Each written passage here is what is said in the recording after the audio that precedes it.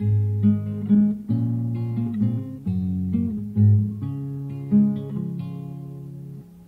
à Jésus quand la souffrance ou le remords trouble ton cœur, sans réserver, sans défiance, dis-lui ta faute et ta douleur.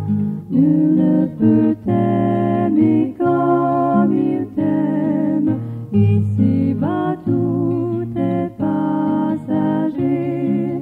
Jésus seul est toujours le même, son amour ne saurait changer. La grâce pour toi surabonde, voici Jésus. Du côté des incroyants, le monde est sombre. Du côté du Christ, il est illuminé. Lorsque vient sur nous l'obscurité de l'épreuve, Dieu éclaire notre esprit. Au milieu de notre faiblesse, il devient notre force. Tout cela, il l'accomplit dans une mesure hors du commun quand nous nous tournons vers lui et que nous lui faisons confiance.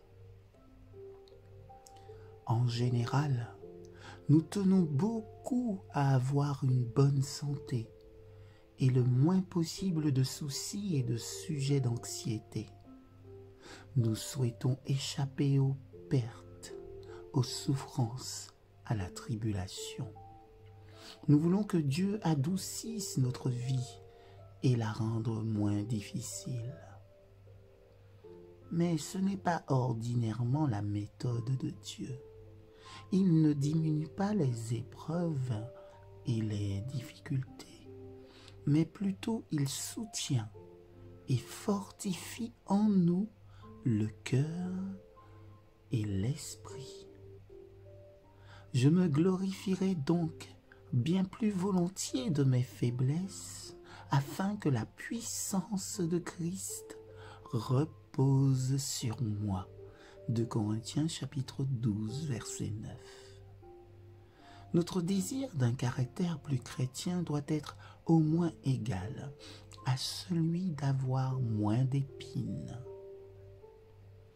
L'amour de Dieu n'est jamais révélé davantage que quand il nous fortifie et nous rend capables de triompher, d'avoir une vie rayonnante en face de l'épreuve.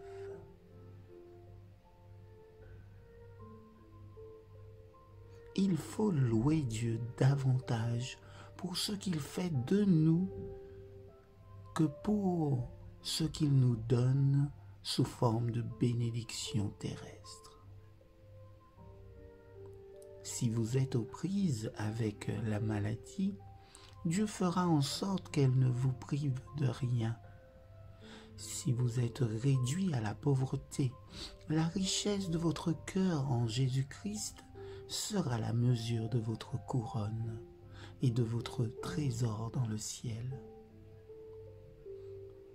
Si quelque écharde dans la chair est apparue au point de diminuer votre capacité pour le service, Dieu vous enrichira 1000 fois dans son royaume. L'œuvre rédemptrice de Dieu s'accomplira en vous. Nous croyons à l'amour, à l'altruisme, à la justice et au juste oui, au sacrifice que nous voyons en Christ. Nous projetons de revêtir la robe de sa justice et le caractère qui lui est assorti. C'est là bien plus qu'un pieux exercice, qu'une routine religieuse. Sommes-nous prêts à payer le prix pour ressembler à Jésus? Le Christ a déclaré que cela coûterait quelque chose de le suivre.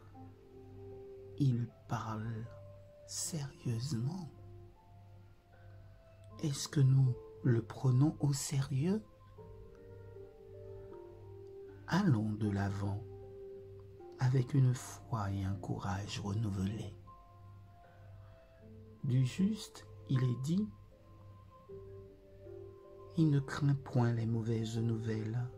Son cœur est ferme, confiant en l'Éternel. Son cœur est affermi, il n'a point de crainte. Psaume 112, versets 7 et 8. Amen.